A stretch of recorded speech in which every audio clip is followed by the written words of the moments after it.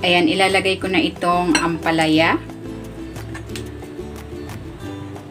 Ito ay isang perasong ampalaya. Hiniwa ko lang sa maninipis. And then, ilalagay ko na rin tong kamatis. Tinanggal ko ang buto nito. At hiniwa ko into square.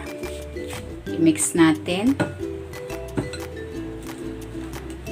Kung hindi ka pa nakapag-subscribe sa aking channel, please subscribe at i-click mo na rin ang notification bell para lagi kang updated sa aking latest recipes.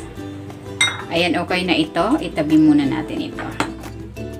Gagawin ko naman yung ating dressing. Maglalagay ako ng suka, patis, maglalagay ako ng konting asin, paminta, bawang, sibuyas. Ayan, hiniwa ko yan sa maninipis. Siling green. Maglalagay din ako dito ng asukal. Then, haluin natin.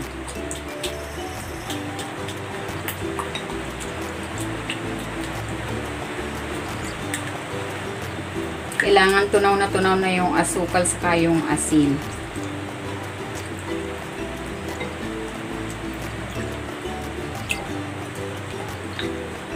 Ayan, okay na ito. Ibubuhos na natin itong ating dressing dito sa ating ampalaya.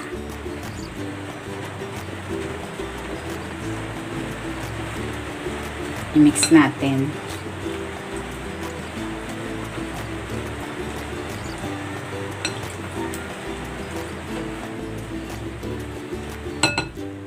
Ayan, ready na itong ating insaladang ampalaya. Transfer na natin ito sa ating serving plate.